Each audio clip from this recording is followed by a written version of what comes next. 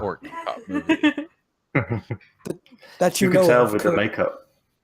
Yeah, no. What is it? Is that a what team? What, Sam? What's your shirt? Team. I can't. It's Civil War. Team Captain. Yeah, team. It's Cap. Okay.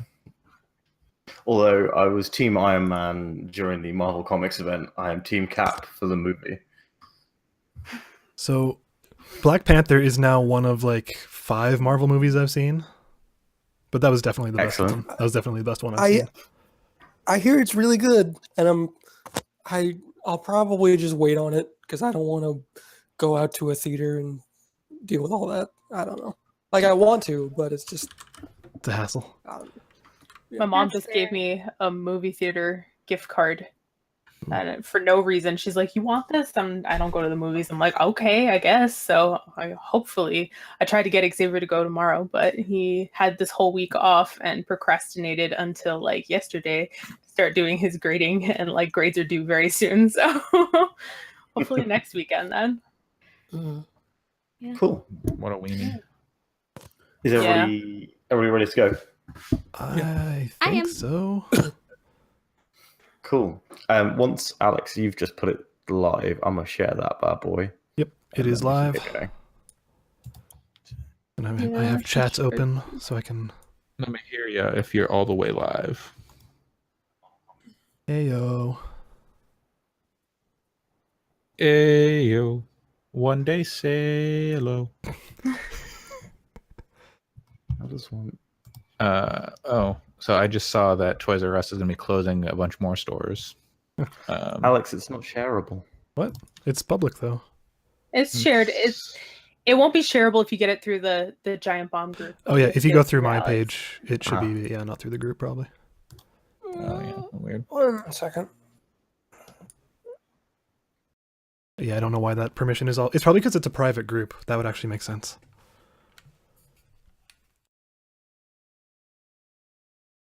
Oh wait, did I lose? I lost audio. 1 sec.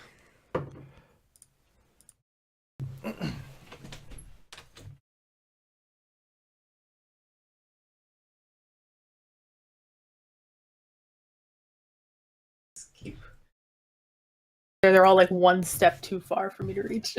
Oh no! I was really surprised that I managed to get both.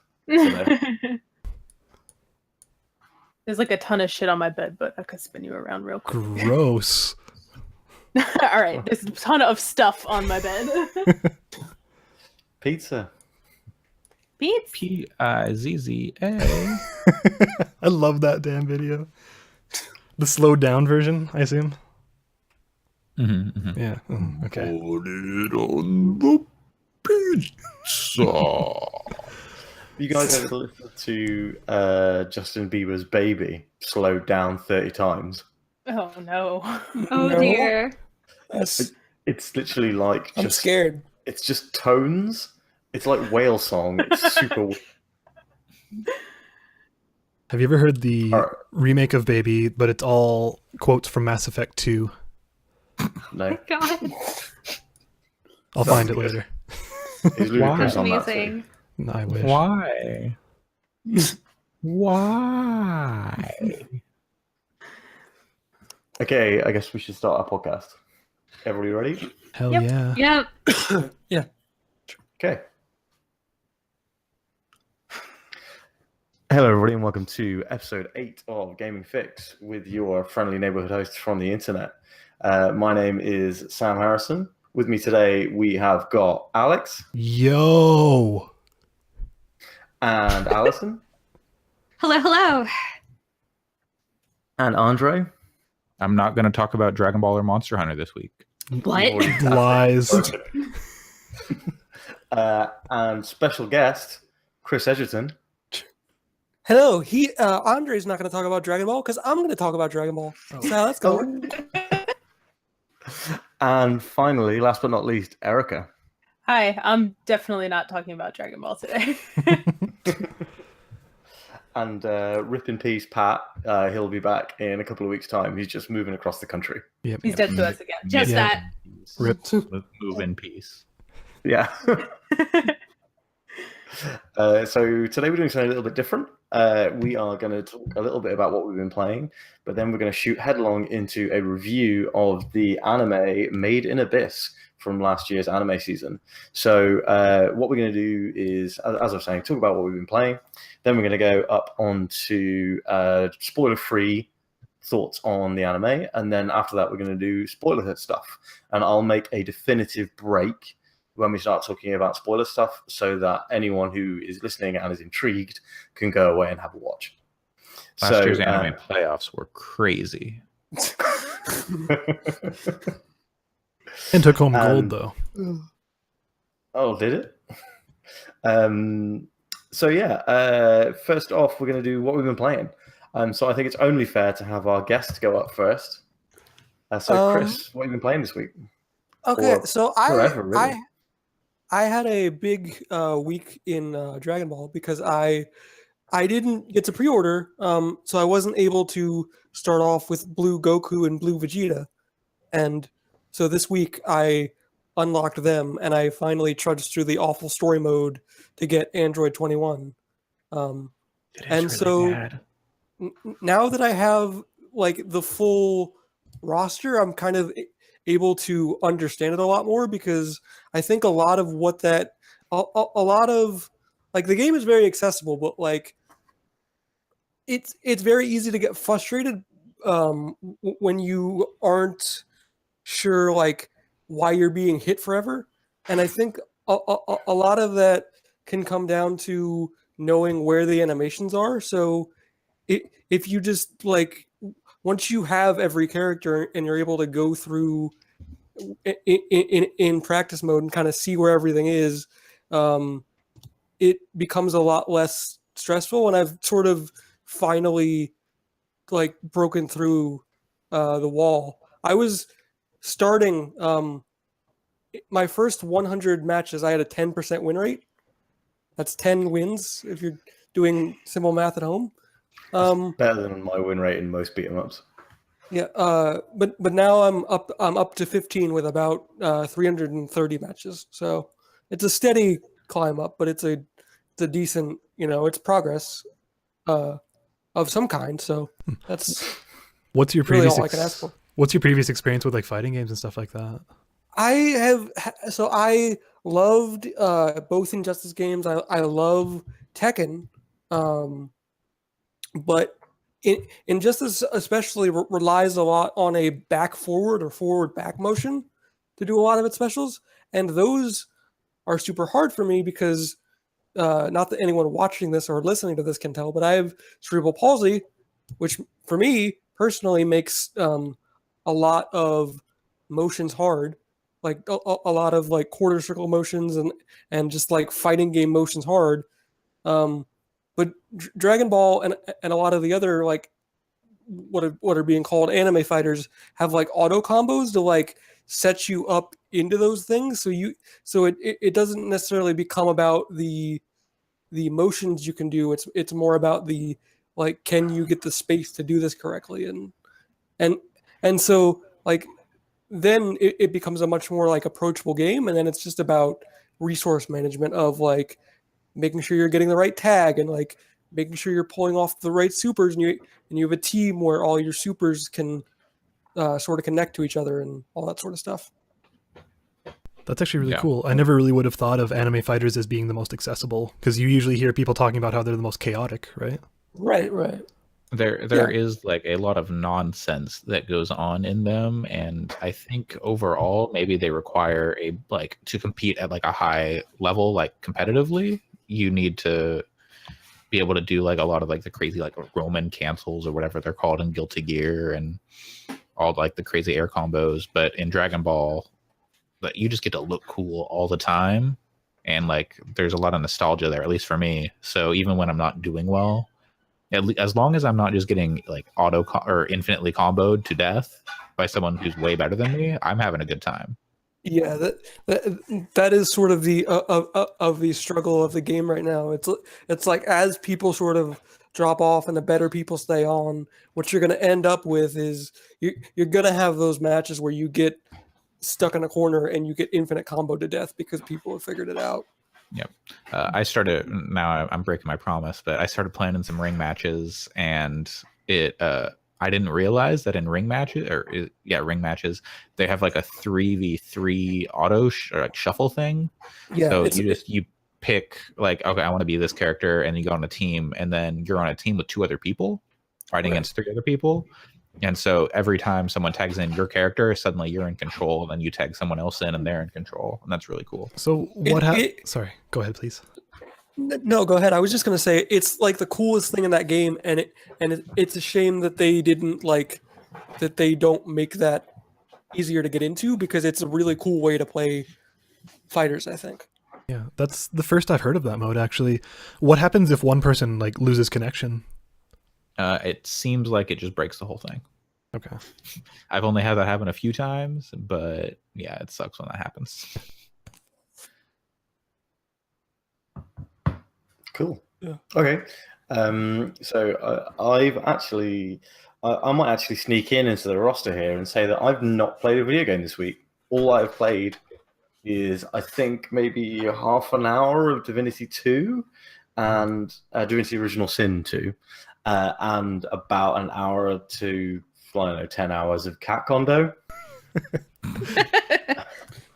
So this week, mostly, I actually haven't talked about this on the podcast, but like I've been on like a big 2018 fitness thing. I used to weigh about 15 stone, probably north of that by the time I actually got my act together. Use real people measurements, please. Oh, I have no idea. Like that's like 210, 200 kilograms. Yeah, kilograms. Wow. Oh wait, yeah, no. What is that in kilograms? It's 210 pounds, is what he meant. Okay. I'm just gonna get pounds out of this. This is really good radio. 210 kilograms would be like monstrous. 210 pounds is what I weighed before. And now, let me just, I'll recalculate this in American weights for you. I now weigh, come on, calculate it. Don't be a dick about it. That's like, those are like boulders, not stones. What, kilograms? 15 stones weighing 210 pounds. That's like, that's 15 boulders. So yeah, now I weigh 196 roughly pounds. So it's pretty good, about 15 pounds off. Yeah, congratulations. That's a pretty short time frame too, so congrats. Yeah, about just under 2 months. It's more obvious now I've shaved my beard, because like you can see that my face is a lot thinner if you look at my face regularly, which I don't think many people do apart from me and my co-workers and other half. I'm entranced by it, don't worry. Yeah, so I've been on like a big fitness kick for this year. So I've literally this week, I've not had any real free time to play games. And the free time that I did have, I've used for a few things. I have been catching up on the anime that we were going to talk about today. I've been watching Dragon Ball Kai because it's a real good time. And yeah, I'm on the second volume of the Blu-rays, like episode 30-ish. So I'm really enjoying it. I've always kind of like looked down on Dragon Ball a little bit because I wasn't a big anime fan when it was coming out, and it wasn't shown on terrestrial TV in the UK. So like nobody I knew watched it either. But now I'm finally giving it a chance. I'm loving it. One of us. I was talking to Andre earlier about how I kind of wanted to get Dragon Ball FighterZ. So yeah, you should. It's really good. You should play it. But I bought Tekken 7 at Christmas and I played like 5 hours of it. I need to finish one game. Play them both at the same time. That's just do it. And get a fighting stick. Get a fight stick. That's the exploding brain. Play both games at the same time. You've seen the people who like speedrun games like that? It's crazy. Ray, did you ever get a fight stick? No, I have yet to get a fight stick, but I know kind of what I want. I'm waiting for a friend of mine is like number 4 Street Fighter in the UK, and I'm gonna get him to give me some big old advice. I'm like, this is kind of what I want, but which one should I actually buy? So I'm hoping to actually have a conversation with him at some point, but I have not done because he's just had a baby. Yeah, so also the one thing that I'm going to mention that's not in any way remotely video games related is I've watched 4 boxing movies this week because I've been doing boxing with my personal trainer, and it's really got me in the mood. Are they all Rocky? Yeah, I was going to ask. No, so one of them is technically an MMA movie, Warrior, with Joel Edgerton and Tom Hardy. No relation, by the way. No relation? No. Are you watching Chris, please? No, I go ahead. I was making a stupid joke about how if I was related to Joel Edgerton, y'all know about it. That's fair. Are you watching Girl Fight, the Michelle Rodriguez movie? So that's on my list of movies to watch. Her boyfriend's name is Adrian, which is like a real good Rocky joke. That's an extremely good joke. So I have a list of movies here on my phone, which I've been ticking off. So I watched Bleed for This, which is Miles Teller's boxing movie about Vinny Paziano, who was the inspiration for Rocky. It's all based on a true story. He basically takes on this. He's not a great boxer. He takes on a new trainer and becomes extremely good. And just after he wins a world title, he's in a car accident and severs his spine. And it's all about like him trying to be like, no, I can still box again. And everyone's like, you can't box again, Vinny. Like, don't please stop trying to box. It's really good. I finished watching it this evening. It's got a really cool ending, which isn't the ending from Rocky, which was quite surprising. Obviously, I've watched Rocky this week. And I watched Creed. If anyone hasn't seen Creed, Creed's like probably the best movie that came out that year, 2015, 2016, or at least for me. So yeah, go watch I would say in order of quality, Rocky's obviously number 1, but then Creed, Bleed for This, and Warrior. All 4 are fantastic movies. Would highly recommend. Next week, I will definitely play a video game. I promise. You really wanted to talk about those boxing movies. Yeah, I did actually kind of want to talk about them. So thanks everyone for indulging me and not being uncool about it. Cut in line and you just win. I figured guest goes first, then the person with the least to talk about goes second. And speaking of having things to talk about, Erica, do you want to go next? Yeah, I'm probably the next least in terms of things to talk about. Yeah, I didn't play a whole lot this week. It was kind of a busy week. My sister was in the hospital. She's home now, thankfully. Who's shuffling paper? Oh, that's Xavier. He's grading next to me. Let me tell him to shuffle quieter. Babe, you're shuffling too loudly for papers. Oh, all right. Anyway, sorry. He's doing some of those last minute grading. But yeah, so I did touch a couple of things. I'm still grinding on Cat Condo. Oh geez, my lamp fell again. Okay. That game gets hella grindy. Yeah, right? Like at a certain point I'm just like, I don't know, should I keep playing this? But then I unlock a new cat as soon as I feel like I'm gonna stop, and then I'm like, oh, maybe I should keep playing it. I feel like past 18 it gets super grindy. Yeah. Because I'm only on like 21, and I've been on 21 for like 3 days. Yeah. It's almost like they want you to spend money or something. I did give them money too. Like It's funny because I think I've already spent like £9 on it. I'm not spending any more. But I think one of the upgrades actually puts you at a detriment. The quicker speed one, because I found like if I want to buy a bunch of cats, then all of a sudden I can't maximize my spaces because it's just filling them in so quickly. Mm-hmm. Yeah, I bought one of those. I have 25 cats right now. I'm looking like I'm probably gonna get 26 very soon. I think I'm at 25 as well. I can't remember what cat is it if you want to spoil it. The Maine Coon. I'm one after you. Okay.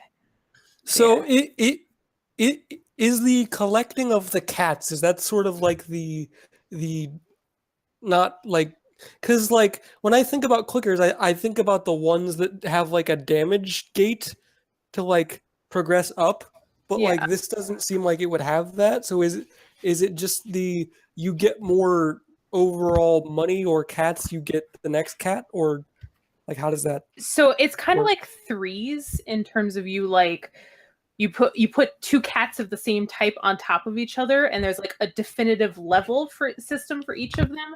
So you combine two level 1 cats to make a level 2 cat, and then you combine two level 2 cats to make a level 3 cat, and so on. Okay, and so you just keep building up until you get to 40 cats is the max, which I'm not near yet, but we'll see. Cool. Each cat, actually sorry, I was gonna say each cat per second generates a certain amount of income that you can spend coins on for more cats. Right. Yeah, exactly.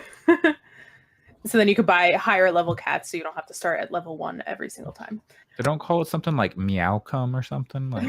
They're like a No, little I think coin that's with something like else. a paw on it. Like it doesn't Like, really look like anything. in cat, like It's the newest cryptocurrency. But other than that, I played yesterday. I played some Mario Kart Deluxe 8 Deluxe with my charges. I am a nanny for the stream, so people can know Just that. for the stream, For not the in stream. real life. But I mean, like, you guys all know already. But yeah, so the kids have had off all week, so I brought my Switch over because they've been dying to take a look at it. And we played a bunch of Mario Kart. And I played on like the little one Joy-Con thing with my fucked up thumb. And I will tell you, it hurts like hell today. Like I haven't been wearing the brace at all because it's super annoying and I don't like it, even though I told my doctor I was being very good about it. But yeah, so I put it back on today because my thumb is killing me. But I don't know. I had fun though. I got schooled like hard by a 9-year-old. So I was like, oh shit, you know about drifting? Like I didn't realize he knew, but yeah, so I played with him. I played with his 6-year-old sister also, who has not really played any Mario Kart. Like he has Mario Kart 8 on the Wii U, but she doesn't really play it much, and she got super into it, which was exciting. So, you know, I like when the kids get into that kind of stuff. are you into the cars or the bikes? I usually go car. I mean, I feel like it's more. I pick a character and then I just kind of see which, like, I kind of just build from there, and I usually end up with a car, I would say. Why, are you a bike man? No, I'm just wondering. I haven't decided. that was a very pregnant pause. Yes. So, you a bike man? I'm bike curious. Well, I have an episode title. Thank you. Bikes have better Don't- acceleration and control, so don't pro use that. Mario Karters use bikes. Don't use that because it's a South Park joke. Deleted. But yeah, I don't know. It's still fun, still a good game, but you know, just not a very exciting one to talk about. Yeah, I mean, AJ, who's my oldest charge, was very excited to see like some of the characters that are locked in the Wii U version are unlocked Or in DLC or whatever. And yeah. So I mean, he's 9. He's not paying for characters, so exactly. Yeah. So he was like very excited. He's like, "Oh, the villager!" I'm like, "Okay, yay!" I But don't you give know, 2 shits about that villager. you got to be 9, and then maybe you'll care. Gotta care about Animal Crossing, then maybe I'd care. Yeah, he's never. I don't Get know. out. Okay, but Andre, apart from not caring about Animal Crossing, what have you been caring about this week? It's a mobile game called. I was just looking like, oh, I've got some Google Play credit. Maybe I'll buy a game. And then I was like, oh, there's like they have like their early access equivalent or whatever. It's like this game is still in development, so it might change or whatever. And so I saw a game called Tall Num. That stands for Tall Number. And it's I guess like Cat Condo. It is a threes like. But not in like a 2048. Like it's a clone kind of way. It does its own thing, but that's the kind of game it is. It's you're matching things and stacking them on top of each other, and then they become a bigger thing. So you start with like 2s and 4s, but it's just like in a tower. You're just building this tower of numbers. And so you've got like 2s and 4s and 8s, and you get like a 6 in there, and you're like, what do I do with this? But you can combine stacks of numbers to make bigger numbers. So if you've got like a 6 and a 2, you can swipe them together and then they become an 8. But you can only do like one stack at a time, so you can't like stack one set of 6 and 2 together and then stack another set of 6 and 2 together. To get like 16, you have to like put like 6 and 2 together with an 8 to get rid of that, and then you can stack like another thing together. So yeah, it's pretty cool if you're into like a 3 into 3s. It's definitely just a nice little like, oh, I got a couple minutes, I'm gonna stack some numbers. They're like, currently, since it's still in development, I don't know if this will change, but there are no like ads that it forces you to watch. Usually like free games will like, hey, watch this ad now. But like you can watch to get like some gold, and you can use gold to unlock like alternate like aesthetics, I guess. There's like wireframe and like sepia and like a panda one or something. So there are a bunch of different like themes basically. But you also unlock like half of them just by like playing and like getting high scores, and like the higher your score, every score like accumulates up into getting towards these things. Haven't figured out what to do with a 15. Like, I mean, I can make it into like a 30 and then put like a 2 on there. I get 32 and put 2 16s together, but it's so still learning how to play it really. But yeah, I would recommend Tall Num on phones. I don't know if it's on iOS, but it's definitely on Android right now. What does it get you when you give them real money? You get gold that you can use to unlock the other. So I think you can use gold if you're like, oh, I want to rewind. Like I screwed that up, or like, I had a stray stroke, because like you're stroking down to take things from the top of the pile, put them on the bottom, and then up to do things to the top. Go left and like down and left or up and left to swipe things together. And then you can do a thing where you go like to the right and down sometimes. I don't know what triggers it. You go right and down, and it will like take a few and like zero them all out to like 1 or 2, and then they'll all combine. So that way, if your a tower is getting too tall and you're in danger of losing, it will all just like close together and like shrink down a bit. I'll try it out. Like, I feel like I always like mobile games that don't force you to watch ads. And so I usually end up spending more money on them. It's on iOS, so I just picked it up. Yeah, it's like when I was starting out the tutorial, it was a little weird to actually like get used to the controls, and like things weren't working quite right, it seemed. But once I got out of the tutorial stuff, it seemed like it actually started working correctly. But I think I was doing things too quickly for the tutorial, so then it'd be like, okay, now do this thing. I'm like, I can't do like the swipe right and down thing. It won't let me. Oh, it looks stylish as hell too. It looks super nice. Yeah. So yeah, if you like 3s, check out Tall Num. I feel like cat condo. So when you say you had, sorry. Cats. But yeah, when you say you had Google Play credits kicking around, is that because you do the survey things, the Google Rewards surveys? Yeah. Like over like 4 years, I've gotten like over $80. I realized. Jeez. Yeah. So, and you just do like a survey a couple times a month. They give you like, between like 10 cents, or actually between like 3 cents and $1. Yeah. Depending. Usually it's like 10, 20. Yeah, it's never more than like 5 minutes. Yeah, I like that would be even extreme for those kind of surveys, I think. But it's nice because you're like, oh, I want to pick up this game. I put some money into like that WWE like fighting game using that credit.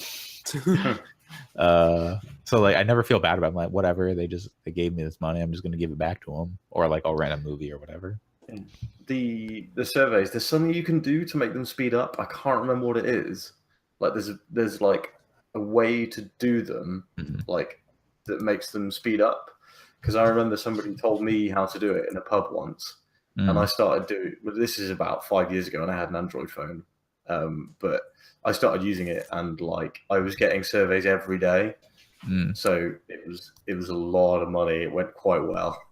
Interesting. Basically, didn't pay to rent the movie for 2 years. You threw it all away.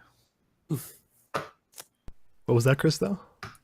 No, I was just gonna like this is just I have to just find a way to sign up for this thing and they'll just let me do this. Like It's like Google Response or Google Survey. I don't even. I think know it's what Google called. Rewards. I can't remember exactly. Yeah, Rewards, Google Rewards. That's the thing. okay. Yeah, if you just download it, just like Google it, you get it. Speaking of Googling things and getting them, Alison, have you played any games? I thought, how was that not a segue into Alex? I'll take it, I guess. I've been playing a couple of different things. Because of you guys, I'm playing Cat Condo now, so I can blame you guys. So for that. sorry. You weren't even here last week, too.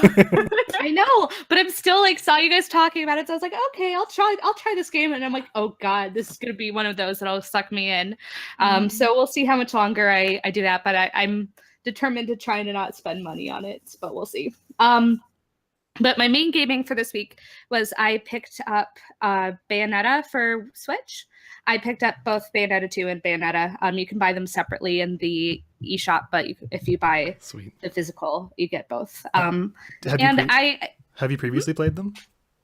I've played Bayonetta. I actually never finished the first one, but I played most of the first one. I actually never played 2, even though I own a Wii U. So there's no real. What are you doing? I don't know. But I've been playing the first one in preparation to play the second one, and I'm actually getting way more into it than I got into it the first time. Like I liked it the first time, but I was never like super invested. And while the story, I'm still not like invested in any of the like lore or anything. It is a really fun game to play, and I'm having a really good time. I'm just about over halfway through Bayonetta 1, so I'm kind of trying to get through that without too much fuss so that I can get to the second one, because I've heard that Bayonetta 2 is better, but I'd like to try that. But it's been a really good time to play. I feel like I'm still at that point where anything on the Switch is super exciting for me. But even though it's been fun to play this in mobile, I tried to play this on the bus and then I felt way too awkward. So I was like, no, thanks. Because I'm like, his entire nude ass just. Yeah, I know. And I'm like, I don't want somebody to come up behind me and be like, what are you doing on the bus? So It's like put it away. it's like Patrick Klepek playing Bayonetta 2 on the plane. Yeah. Yeah, so I think that I'm going to keep playing this because I'm really having a good time, but maybe just not on public transit. Awesome. Alex, last but not least, what have you been up to? Man, let me tell you about this week. I've been so busy with things other than video games, just work related. It's been insane. But I did find time for a few. I played Cat Condo, just like everyone. I actually played a bit of Hitman Go, which like we happened to whip out the iPad because we've been watching some Olympics and we were waiting for the next curling game, and we decided, hey, let's play some like half an hour of Hitman Go, and that game is still really great. Sorry. That game is great, but it makes me feel really dumb because I can't even get past like the 4th level. Like my brain just does not do puzzle games at all, and I can't, like, it doesn't work. It gets super tricky because you can't think of it as a static board because stuff is moving around, and yeah, like it is tough in that way, and I think it's really well designed, which is super cool. Yeah. But the game that I randomly played because I connected with an old friend who I hadn't talked with in like 3 years is Overwatch, and Nice. that game is in good shape. There's a pretty big player base that's still pretty active. I ran into that situation where I've been out for long enough that I saw characters and I had no idea what they did. What do his moves do? Yeah, like there's some really purple lady, I think, or something, and I have no idea what she did. She's a hacker. I don't know if it was the hacker girl. Well, maybe it was. I don't know. But Sombra's well, there's Anna. She's kind of purple. I was there for Anna. I was Okay, between Sombra Anna was and purple. the dude that everybody wanted Terry Crews to voice. Doomfist. Doomfist. So I know. have not played since before Doomfist. Yep. So we're at about the same point, but I don't know. Overwatch is good. I'm probably going to end up playing a little bit more of it now that my friend and I are like chatting all the time. Was it Moira? Is that the new lady? It might have been Moira. She's the newest person. I think she's a support. I don't know. That might have been it. I See, now I was saying yesterday that I'm thinking about buying a monitor. Now I want to buy a monitor because I can't play Overwatch on this TV I have.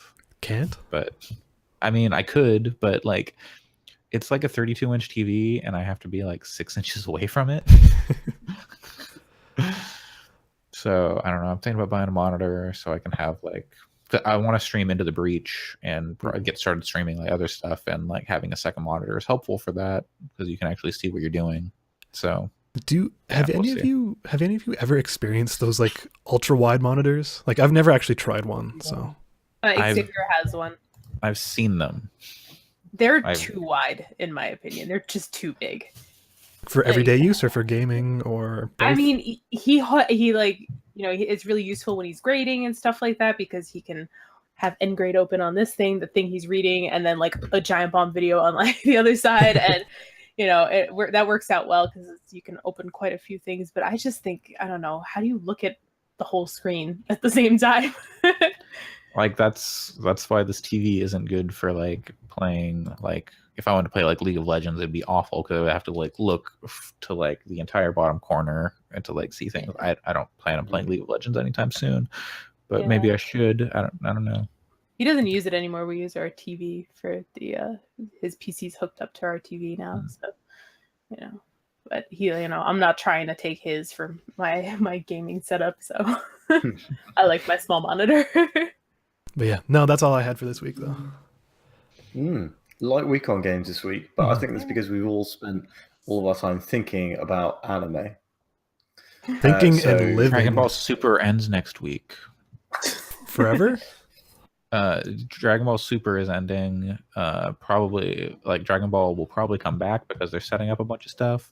There's a new movie coming out at the end of this year about like the Saiyans and the origin of Goku's power, I guess.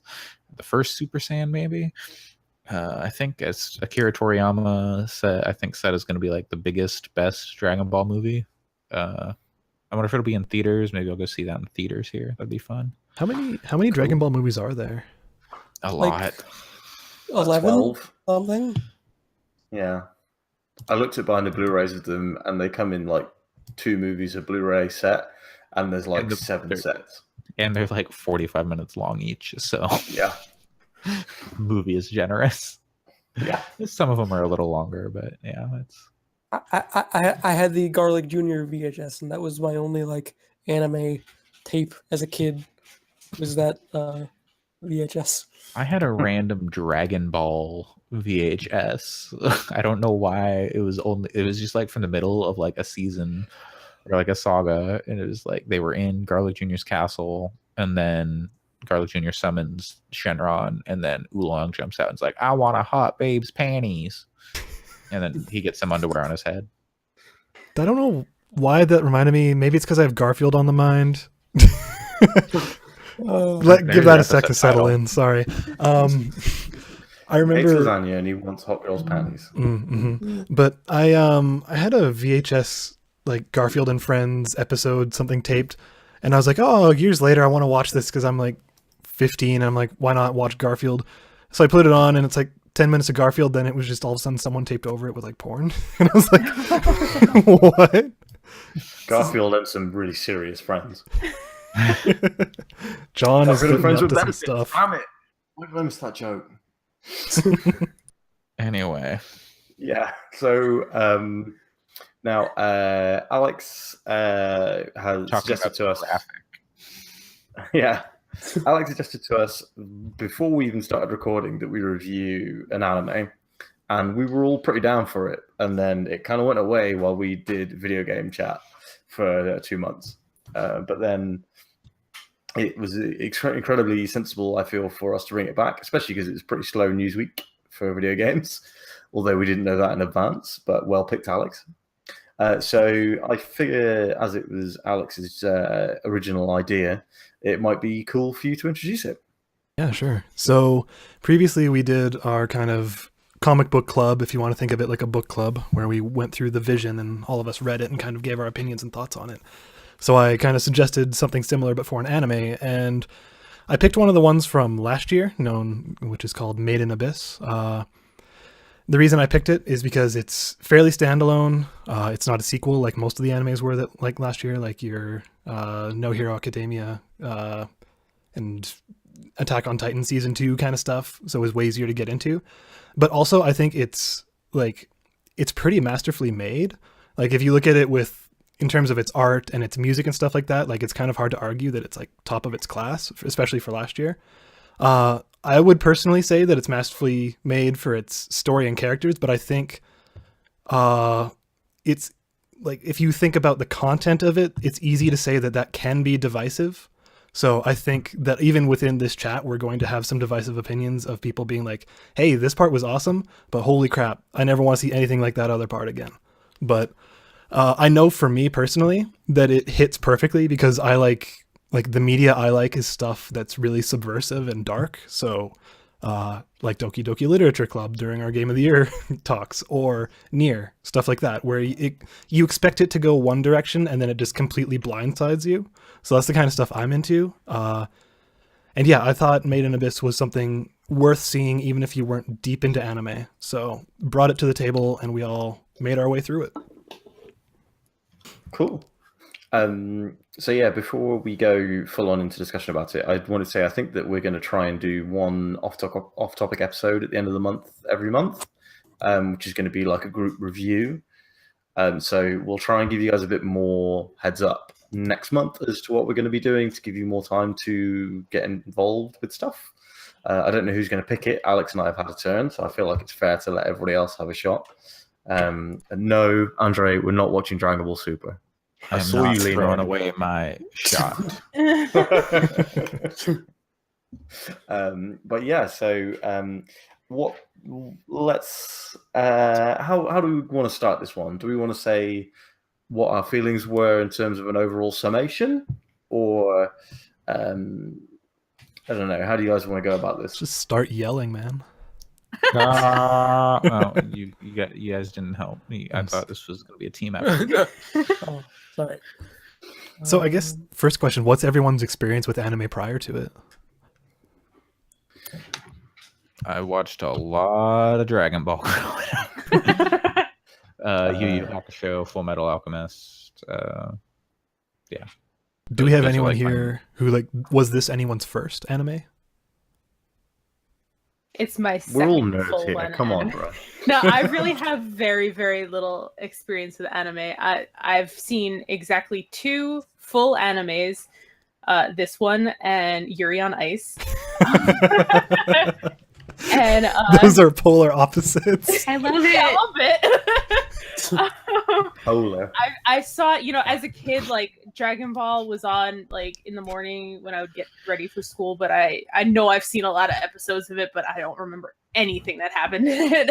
And the same thing with Sailor Moon. It was just kind of on sometimes, but I never, those are the only 2 that I, watched, beginning to end. Sakura, Yu-Gi-Oh! Oh man. No, none of them. No, I'm just thinking like, oh yeah, I've seen a lot of anime. Rurouni Kenshin. Yeah, I think I have the least amount of anime experience. So I think with that being said, that probably makes me most interested in your thoughts. Is King of the Hill an anime? Yes. If it is, I have seen quite a bit of King of the Hill. But not all the way to the end, actually, either. Too many of those characters are dead. What? In King of the Hill? Oh, I guess, yeah. Luann's voice actress is dead, and Tom Petty, the voice of Lucky, Luann's husband, is also dead now. R.I.P. So, King of the Hill. Yeah. Best anime. 2017. So, Erica, what did you think? Oh, okay. Thumbs up, thumbs down, thumb in the middle? Yeah, no, I liked it. I have my issues with it. I'm not gonna say it was a perfect anime. I will say I liked Yuri on Ice better. But I am interested in the story. I am interested in the world. I think you know, it made me cry. But I saw that there's a season 2 announced, and I expect that I will watch it. Yeah. Yeah, I don't want to go into spoilers until we have the spoiler cut. It's a really hard one to not be spoilery about. Yeah, kind of. I mean, the art is obviously outstanding. I saw that the art director had worked for Studio Ghibli before, and also is a landscape artist, which I think is pretty evident. Well, did we actually like say what the show is? Because I think that would at least it's not very spoilery to say, hey, here's what the show is. Okay. I don't think we described what the actual premise is. No. Yeah. So there's a city called Orth, and is it on an island, or is it just on like the coast? I think it's on an island. It's an island. Yeah, so it's an island, and in the center of the city is this giant hole, like the giant fuck off hole, like a mile across maybe. And as far as people know, it just goes to the center of the earth maybe. And if you go into the hole, coming out of said hole will have some sort of adverse effect on your health, at least temporarily. The further down you go, the more extreme this effect becomes.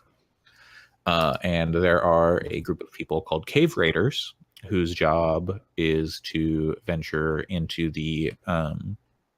this abyss, as it is called, and explore and find treasures called relics. That some have various powers, some are sold across the sea, they are traded and stuff. It kind of runs the economy, it seems like. And the story focuses on a group of children who live in this orphanage, who are being trained to be cave raiders since they have no family, so who cares what they want. And they are 12 years old ish, at least the kids who the story kind of follows, and they are learning to be cave raiders, and they only go down like 100 meters or something, I think. And that kind of, to get an idea of what kind of the ailments that befalls them, they like get vomiting and like nausea when they emerge from the bends. Exactly, yeah, they get the bends, but not Leslie Benzies, not the good bends. Bad bends. Yeah, the bad bends. And yeah, that's kind of the setup for the story. Is there's this big hole, people go in it to look for treasure, and we got some kids who want to get down there and look for treasure deeper. Yeah, and I think that might be one of the highlights of the show was the world building that they did. Like, it's just such an incredibly unique and well-crafted world. Like, I was kind of, I always wanted to see what was coming because you couldn't really predict it. Mm-hmm.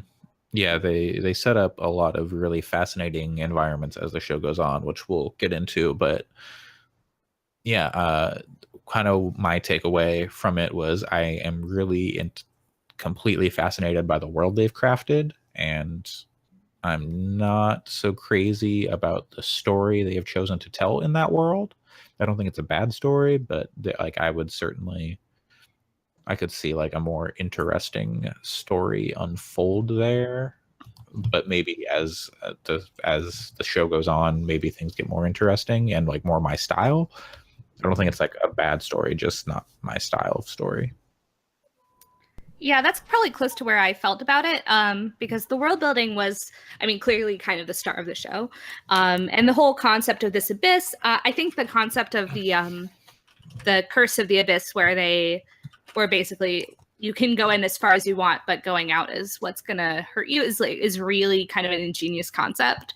And the art was gorgeous, but I wasn't as fond of some of the characters. I don't want to get but I feel like I saw so much potential, especially in not being spoilery, but in like the last episode, that I was like, man, what if the rest of the show had this kind of level of characterization? And I feel like I would have been a lot more into it. So I feel like I wasn't quite as interested in the story and the characters as I wish I was, but I really want to know more about this world, because I'm really it is very cool, and the way they structured the Abyss is really nifty, and the whole kind of economy around it is fascinating. And I don't know if there's any world in anime or at least or games or anything that I've seen quite like it. Yeah. So I will start this off by saying I am probably the one guy in this chat room who really doesn't like to watch anime in Japanese, just because I am really a auditory person. So hearing something in Japanese and trying to read it in English while trying to pay attention to the animation, because anime is a visual medium, is like, it's not that it's I'm messing with you. no, but it's just it's not that it's hard for me. It's just not a thing that I like doing, so I just don't do it as much. Especially since now in 2018 we're getting more like English dubbed anime than ever. Yeah, I just usually tend to wait. So this wasn't something that I was ever going to like seek out on my own. And generally, I'm happy I did, but I sort of echo, exactly what Allison said of just the world design and the place and the setting and the feeling of this world are so good, and the people in it I think kind of suck. They all just really kind of suck, and yeah, that's kind of just how I feel about it. Yeah, I'm on a similar thread in that I thought the world was really cool, but I felt like the focus was wrong for the show. I wanted to see a lot more of certain parts, which we just kind of didn't get at all. And I was not a huge fan of the two main characters. And a couple of the choices that were made during the show I wasn't a huge fan of, which I'll come up to in the spoiler section. But overall, I did enjoy it. Similar to Chris, I massively prefer watching anime that is dubbed. And one of the reasons being for this is that my attention is often pulled away by my partner or our cats, or like something in the room that is happening, or like a message on my phone or something. And like when I was watching Made in Abyss, I was really abusing the back 15 seconds button on my iPad, because I was like, oh, I didn't get that line. Oh, I didn't get that line. I do watch a lot of dub stuff, but for some reason, anime. Well, like I have to say as well, the dub stuff that I tend to watch is like European movies, and I've got a passing knowledge of French and German, so it's pretty easy for me to watch those movies. Whereas I know zip Japanese, so I really have to pay attention. But yeah, so like I liked I do not regret my time with the show, but also I feel I didn't feel like it ended satisfactorily for me, Alex. I prefer to watch animes that are done, and the way that it ends, again, we'll talk more in the spoiler section. The way that it ends, I was like, feel like you could have finished it here, guys. I think for me, with the ending, in a non-spoiler way, of course, it ends on a severe cliffhanger that leaves you thinking like, yeah, there's definitely way more to come here. But I didn't see that as a negative, because I think the story that they ended up telling, they finished telling the story that they needed to at that point. And the way that they left the characters, and especially in the last episode, with what happened to those characters and how they developed there, I think that was satisfactory. But I can totally see why someone would want to be like, oh, you chose to end it right there. You full on Rose and Finned us, like that definitely happened in that series. Has everybody talked full spoiler thoughts? Alex, did you want to have a final word before we moved into the spoiler zone? What did y'all think of the soundtrack, though? It was I liked it a lot, actually. and I will forever have the opening and ending stuck in my head. Thank you very much. Like I finished it a few days ago, and I'm still like, I still have like the ending theme stuck in my head, and it's your fault. It's so good. I only listened to those like once each, and I was like, Same. okay, skip. Oh, see, I was like, every time they popped up, I was like, yes, this is my jam. But and my anime background is that I was into anime when I was a teenager, but I realized that I liked the theme songs more than I liked the anime, so that's how I got into Japanese music. So this is kind of like, so like a good anime theme song is something that's just like super nostalgic, but also kind of very satisfying to me. So did you know that the composer is Australian? He's not Japanese. Oh yeah, I saw that. That was interesting. Kevin They've Penkin. ruined it. Yeah, sorry. No, this is no longer an anime. It's Australia anime. Australian man. Okay, so I think it's a great place here, now we're talking about Australian soundtracks, to move into the spoiler zone. So if you have not watched Made in Abyss and the concept that Andre shot out sounds good to you, then I would suggest you go and watch Made in Abyss. I don't think we're going to talk about anything else for the rest of this episode, except giving out ways to find us on Facebook, Twitter, Google, etc. So thank you everybody who is only listening to the non-spoiler version. Goodbye. Hello, spoiler fans. Let's get down to it. Non-spoiler fans, don't listen to this. Spoiler fans, hello. Hello. This one goes out to my spoiler fans. No. So full spoilers now in effect from here on out. Snape kills Dumbledore. I didn't say spoilers for Harry Potter. I apologize, everybody who is a huge Harry Potter fan and doesn't have a 9-year-old twist memorized. There's one person who's like reading book 5, like, oh man, this is ending really well. So 5 is like the worst book. No, 3 is the worst book. 5 is. How dare you? No. 3 is the best book, and I will fight everybody. But this isn't Harry Potter cat. We're gonna be here all night if we do this. Harry Potter. Chris. Now, take the words right out of my mouth. So hey, I got all day. It's only 8:40 in the morning. It's 19 minutes to midnight. So if we could push this one up. So okay, so I'll give my thoughts first because I'm still talking. Fair reason. I don't want to go too. I actually don't really feel like there's too much need for me to go deep into spoilers in here. In terms of, I won't talk about like super specific stuff. Things that I really liked about the show. I loved the city. I really liked the characters of the like orphanage guy. I like the guy who runs the orphanage and like the woman who's his boss. I thought that was really cool. And like they set up all this stuff with like the caravan and the doctor in episode 11 that kind of never goes anywhere. No, episode 12 that never really goes anywhere because the series ends. The season ends. Season end, yeah.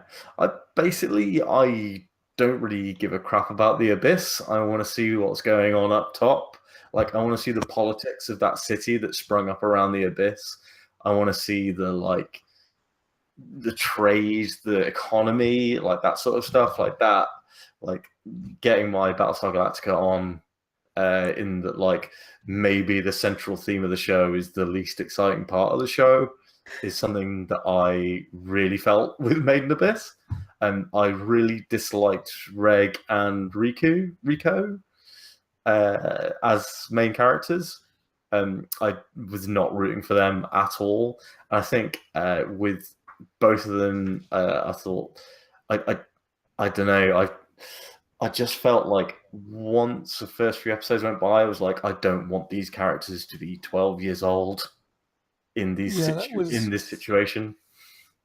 That was just a weird choice all around, and also like why does this show make like 4 or 5 different allusions to like children being like strung up naked and like tortured and like things shoved in their butt? Yeah, like A ruler, please. And that, Like, it's not the only thing. Yeah. like why is all that played for comedy in this show about like surviving nature and like are we the real monsters kind of thing that I assume it was like maybe the manga actually like goes more into that, but I don't actually know that. The manga does touch on it, and I think it is a criticism that I've heard a lot of people make is the like naked kids getting like whipped, or what was it, whipped? I can't remember right now. Strung up naked. They have one shot of it happening to Rico, and it's like a very erotic pose, which is weird. Like, I didn't really see It's it that way, pretty but creepy actually. There's a whole conversation about the 12-year-old robot boy having an erection as well. Yeah. So that's great. Yeah. And that joke goes on for like 7 episodes because like they just can't believe that a robot boy could also have human parts because that's funny. That's I guess. I think this kind of comes to mind in the kind of the Game of Thrones way, in that sometimes there's a right time to be slavish to the source material, and sometimes there isn't.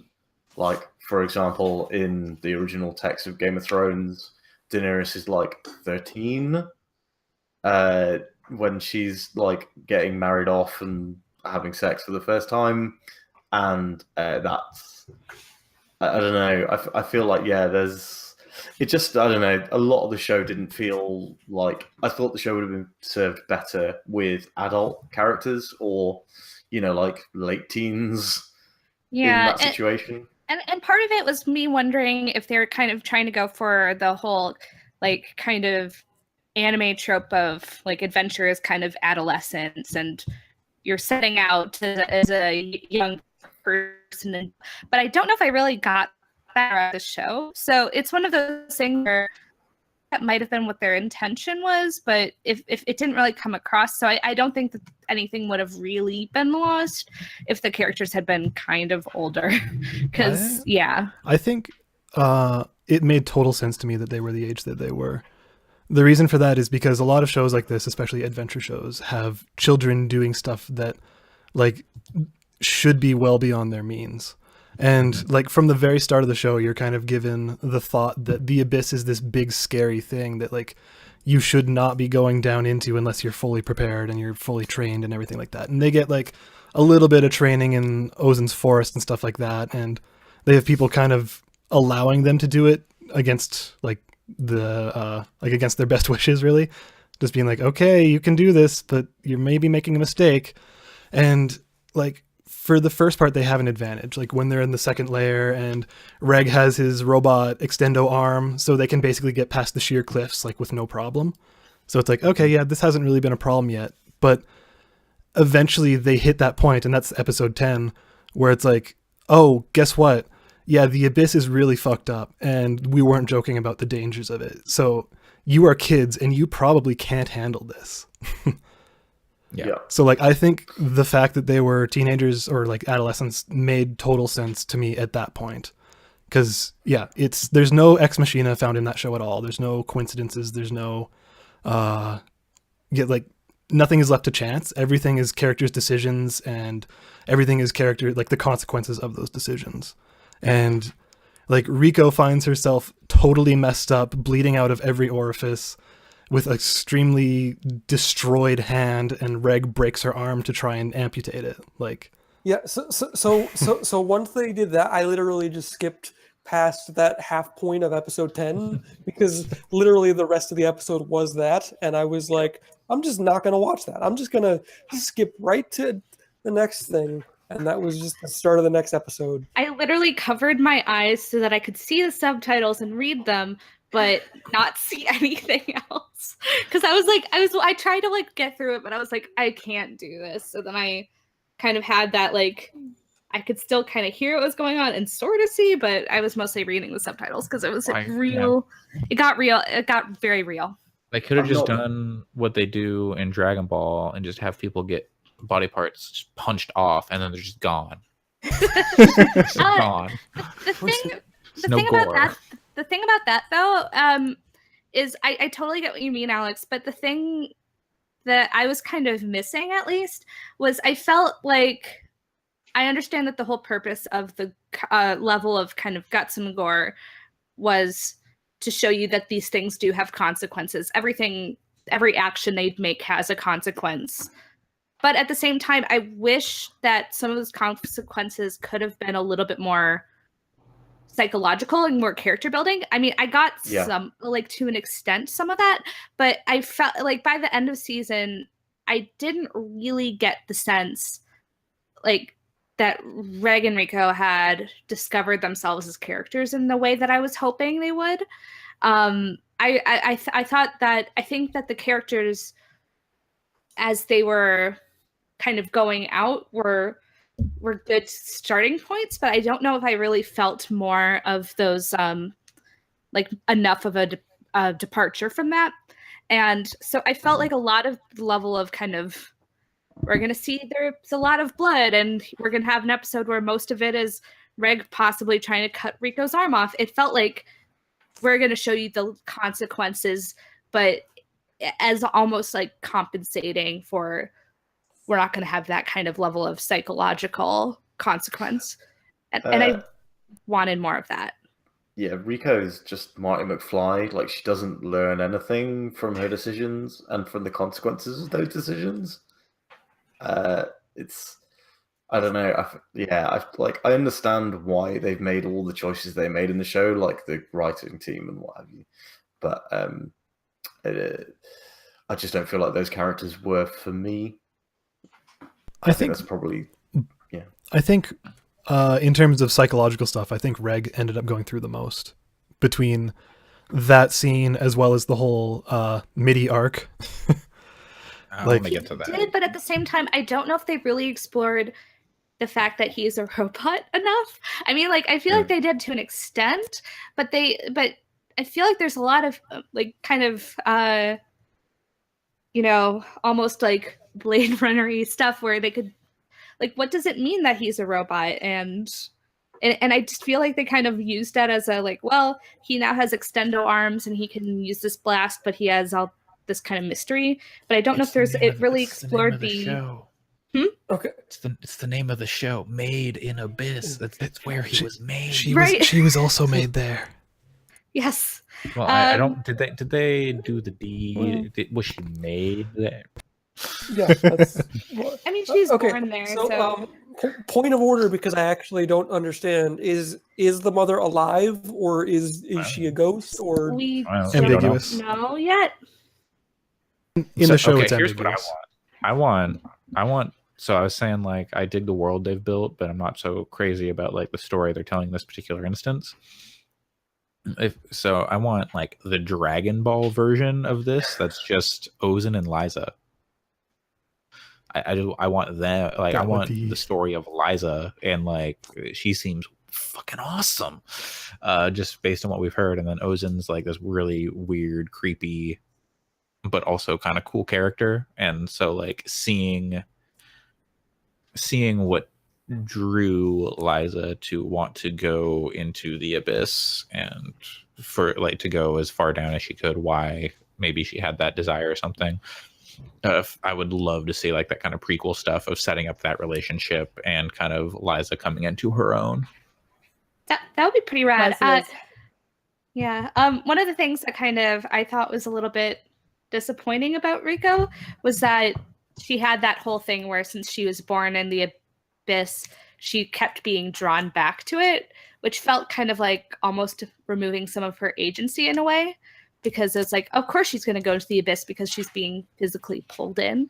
So I'd kind of almost rather see something like Liza, where it's like you have this person who's pulled into the abyss, who wants to go in there, but it's not necessarily like an instinct or an impulse. Mm-hmm. So I think I'm on the opposite camp. I actually really liked Rico and Reg a lot. Me too. I didn't like Ozen at all.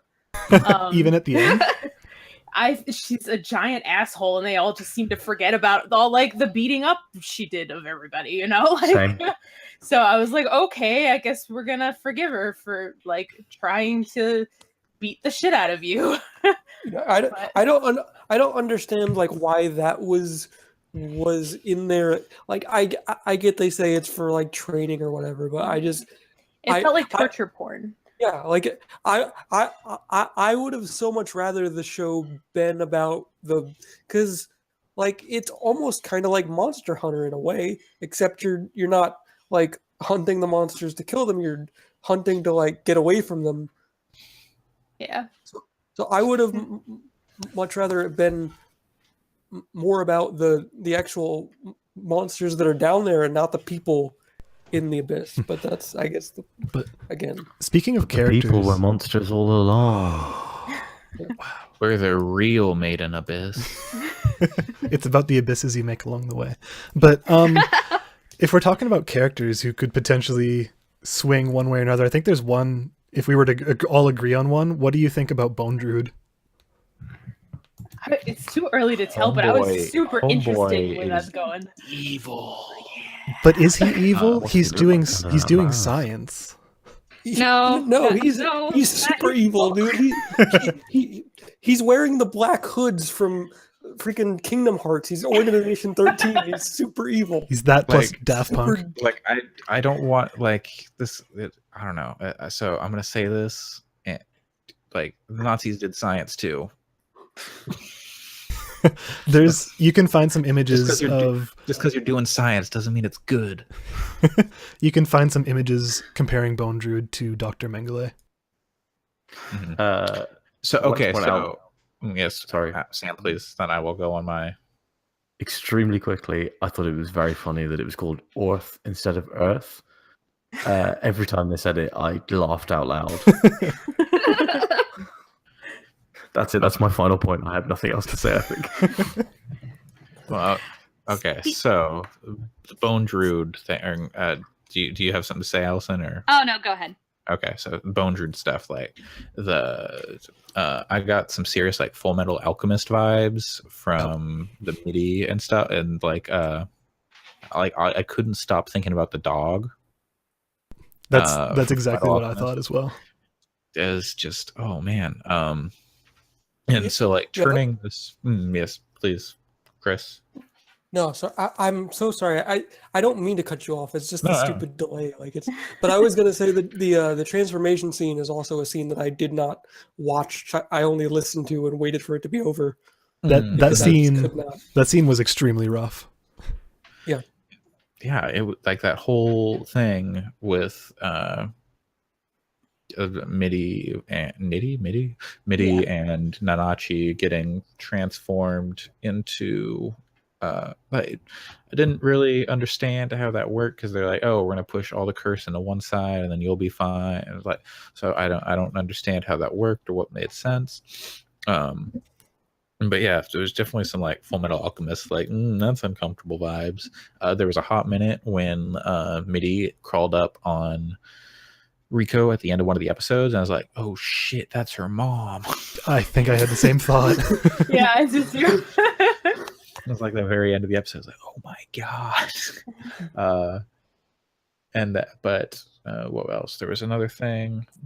Oh, so at the very end, like the very last like shot, I think of the season is like a cliffhanger of like Bone Druid looking at like this wall of like lights, and he's like, oh, this light went out, like that the spirit or whatever, we're not getting any signal or whatever from it, which is presumably from MIDI, who could not be killed.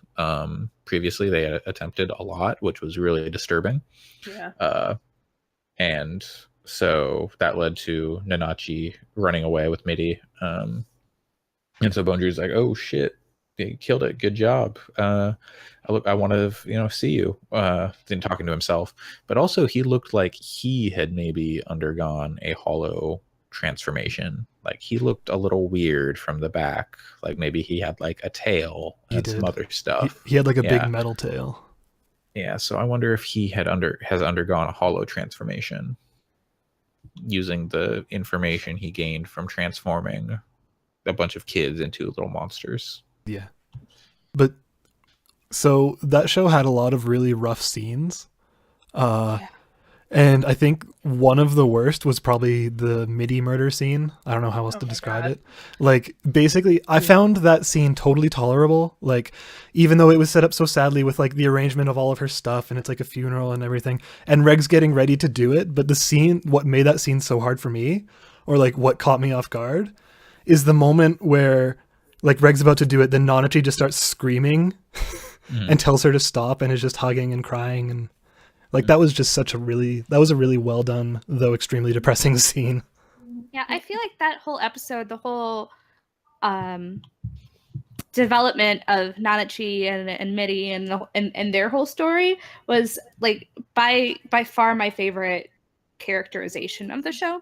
I thought that Nanachi was really great, and I thought that whole episode was really just heartbreaking, and that's what I kind of wanted more of the show to be, is just that level of like emotion, because I felt that worked really well for me, and even though I wasn't like emotionally attached for most of the show, that episode alone made me go like, just hit me. Yeah, that was so hard. I bawled my eyes out during that scene. My cousin tried to call me, and I was like, I can't talk now, and just sent her like a picture of me ugly crying. It was like a whole swollen face, because I was just sobbing. Yeah, I don't know, something about that scene and Midi. Like, I'm not gonna say I didn't have any other emotional moments, like when Riko's arm was, the way it was. I felt tears in my eyes, but I wasn't crying. That one, I just lost it. I had to pause it halfway in the episode and just like take a break. But one thing I do love is that they go from that crazy bit of emotion to being really sad. Then like one of the cutest moments of the entire show, which is where Nanachi's eating good food for the first time. Yeah, I'm excited to see more of Nanachi in season 2. That happens. Do you think Nanachi intended to kill herself after Midi was dead? Yeah. think so. Yeah. I thought she was going to jump in front of the blaster. I figured, how she went. I figured she figures like, her reason for being there is to take care of Midi, who obviously, isn't going to die otherwise. So now that, she's fulfilled that, I feel like she would probably have killed herself. Yeah, because I mean, like, they really established that for her, Midi was like her first experience with love, be it familial or like best friend or romantic. Like, it's never really established that way. But so, yeah, the idea of her losing that makes it pretty obvious that she probably wanted to kill herself. Yeah. But they also set it up that when she sees Reg and Riku, like that she can recognize their bond and kind of wants to be a part of it. Yeah. So I'll actually say Nanachi and Marulk both referred to by non-gendered pronouns. Yeah. Oh, really? Yeah, Maruk is gender ambiguous. Yeah. They're- Nanachi apparently. But yeah, Japanese doesn't have like a ton, like, there are obviously words for man and woman and boy and girl and stuff, but like as far as like pronouns, like there isn't like really a he she that is used too often. I guess there's like he him, but I don't feel like it's too common. Maybe it is more if I was better at Japanese, I don't know, but yeah, so I saw that in the dub, when that is finally done, they're going to continue to use gender neutral pronouns for those two characters. Yeah, I would hope so. I was pleased with that. Yeah. So, Alex, do you think that maybe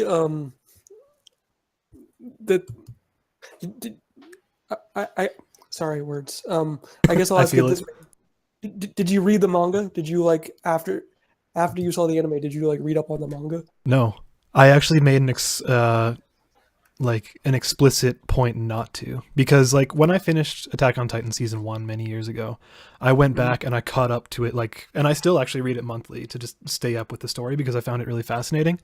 But I wanted to with this, but I loved the animation and music so much that I couldn't imagine experiencing it another way. So okay. I actually have not gone ahead with the manga.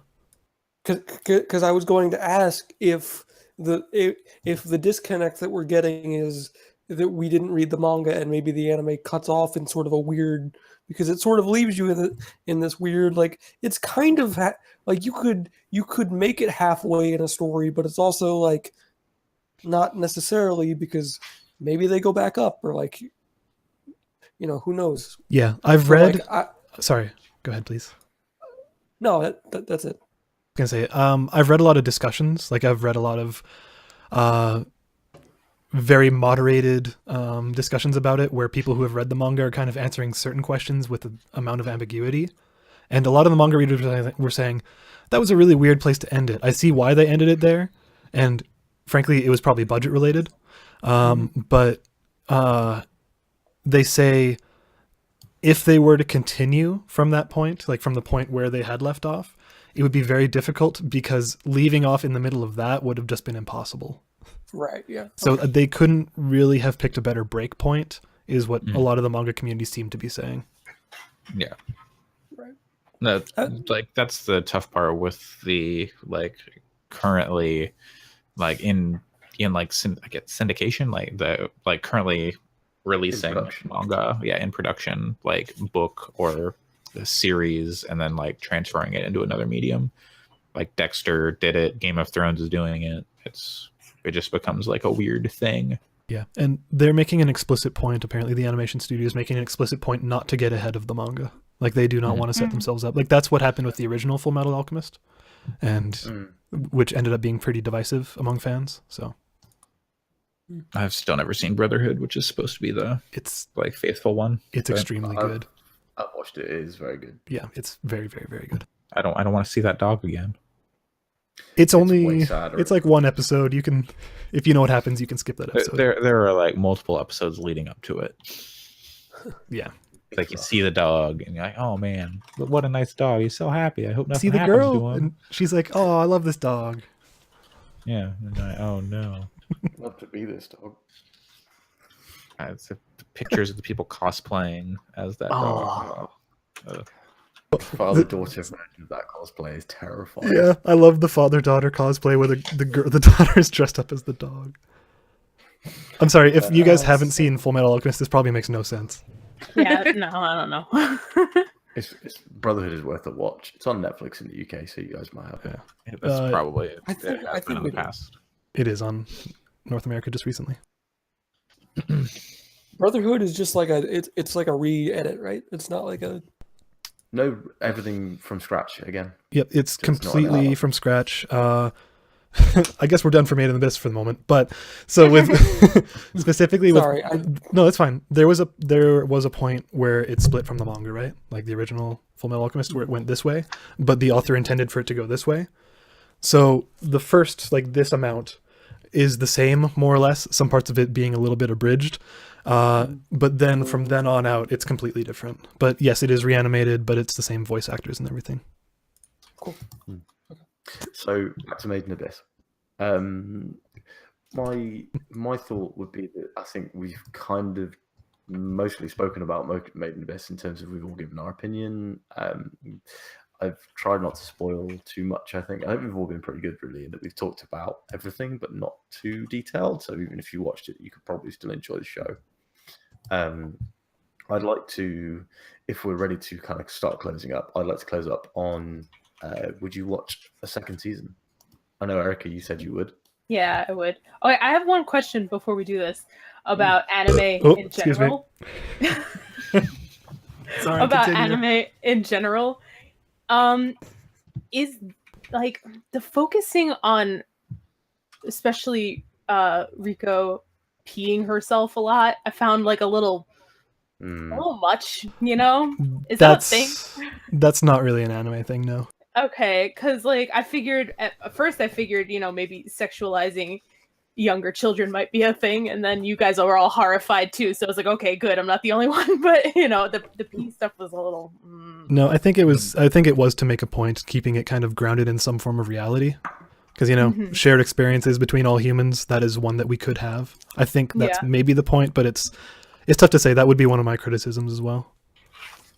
Okay, sorry, we can close up now. Cool. I think Erica and Alex, you both in the I would watch a season 2 camp. Totally. Yes. I'm like excited for it. Like I will look for it. But how about the rest of you guys? Alison? I'm a little bit conflicted, honestly. I feel like it's something I do want to find out the ending, because I do want to find out where this is all going. And I do want to find out more about the world. Like I do really want to find out what the deal is with like the 7th level of the Abyss. So I feel like I probably would. That being said, I don't know if I'd be like looking for it. So I feel like I could probably get to a point where I'd realize, oh, it's out after not even like even thinking about it for a while. So I probably would, though. I'm sure Alex will tell you. I'm sure. Yeah. Andre? Do we know there are only 7 levels to the Abyss, or is that just like no one's been to the 7th level? I think 7 is the next level. yeah. Okay, is this just like a Dante's Inferno type thing? Like it's just a hole directly into hell. I got the feeling there were like 10 or like a round number. Maybe, I don't know. Oh, can we just say real quick that map that they show over and over again is super cool. Oh, Like I want that. Yeah. I will put that on my wall. Also, It is a rad map. I think I forgot to mention, one of the coolest scenes, or at least one of the scenes I liked the most, was the balloon at the end. Yeah, I loved that. Actually, I think that is like legitimately very, very good. Just because it kind of shows you how far they've come, and it's a very sweet moment. So I actually really loved it. And like music degree guy coming in, the stuff that they did with the soundtrack at that point was super friggin' cool. Like the instrumentation changes depending on the layer and stuff like that. It's yeah. That scene alone is worth watching. It was nice to look back on like everything that they did throughout the previous episodes also. Totally. But to answer the question, I am interested enough in the world, and I can see how this could turn more into the kind of anime that I like. So I would watch a 2nd season. I would tentatively watch a 2nd season, provided I know that it is not so dark and depressing. I can guarantee you it will be. It's only going to get worse from here. Yeah, and that's sort of the thing is it's a totally objectively I can say that this is a fine anime that people should watch, but for me personally in 2018, like right now in my life, I do not need to seek out a 2nd season on my own. If it gets dubbed eventually in English next year or whatever, then like maybe I'll look at it. But for me right now, it's going to be a pass, unless like this somehow magically swings into like a happier direction, which I don't think that it will. I would say that I maybe actually have the most negative opinion of all of you guys, because I don't think I would watch the 2nd season. I felt the second half of the series was a little bit of a slog. I really enjoyed the first half up to about episode 6, and then I think I started to see the way that it was turning and got a lot less, I don't know, a lot less enamored. I would super watch Made in Abyss Shippuden. Like, give me that. Give me the next stage of this story. I think I want the prior stage. Yeah. This is Made in Abyss Z. I want Made in Abyss. Yeah, so I don't think I would watch this again. I like first seasons of shows, and oftentimes I don't stay on board, so that's not super unusual for me. Yeah, sorry. No, okay. No, I was gonna say it's weird for me because generally I'm the guy that loves when anime gets a 2nd season, because I hate it when shows are like just done so early and they never get anything else. So you'd think that like, oh no, they're continuing the story. Like, yes, of course I'll watch more, but like no, it just doesn't hook me in that sort of way where I have to see what's going. Like I don't. Yeah. That's fair. So on that excellent positive note, I think we should maybe end off on this call. I will say, like, thanks very much, Alex, for pointing me in the direction of the show, because I would not have watched it without you. Yeah, And totally. Yeah, a and lot of it. I also tried to pick is- something that wasn't maybe universally going to be loved, because I think discussion is more interesting than everyone unilaterally agreeing on the exact same thing. Yeah. Agreed. Yeah, I love the art. I love the music. I love the world building. Very small sections that I wasn't a huge fan of. So all in all, a good experience. But I would have preferred a slightly different one. But yeah, again, thanks to Alex.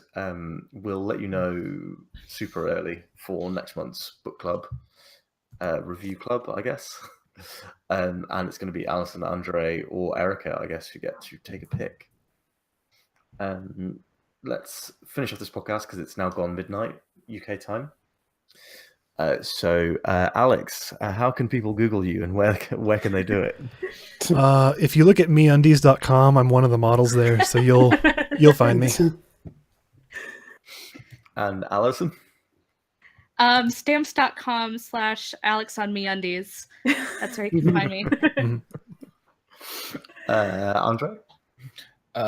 It's Twitter at coolslaw COOLSL4W.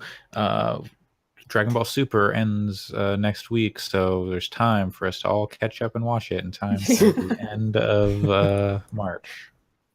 It's only like 130 episodes.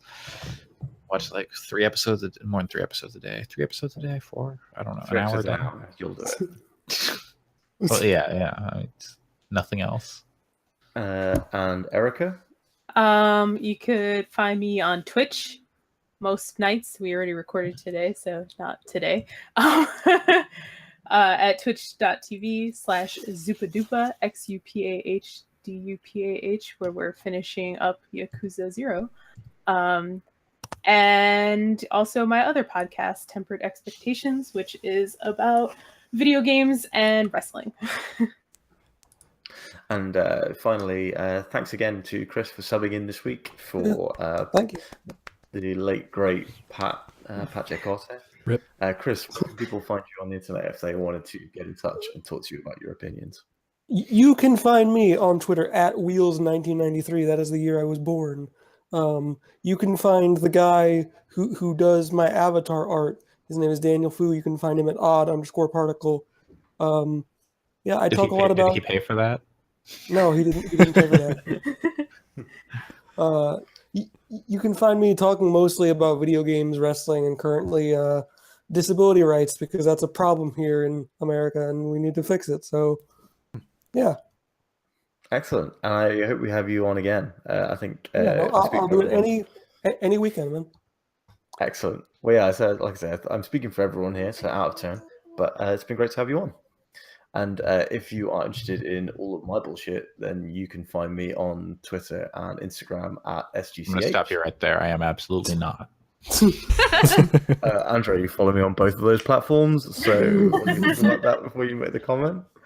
You can find me on Twitter and Instagram at SGCH, and you can find my cats on Instagram as well, if you are that way inclined. I've linked them in my profile description on Instagram, so follow me, follow them. Get solid cat pictures, pretty much one a day. Very solid. Yeah. I'll vouch for him. Excellent. But I yeah, like more of a plasma photo. Thanks everyone for listening. I am going to go to bed now. But it's been real, and everybody please rate and review us on iTunes, because that will make us appear higher in listy things, ratings, and will make it more easy for other people to discover us. Also, if you like us, please tell your friends to listen. Listy things. Comment, subscribe. Yeah, like, comment, subscribe to. Well, just subscribe and rate. Smash that listy things button. You like Smash that like button. Give us a thumbs up. If you don't, give us a thumbs down. Either way, you it's don't okay. like us, Just just the algorithm give us a thumbs up. numbers. Okay, thanks everyone, and let's end that one there. All right. Bye, Good everybody. night.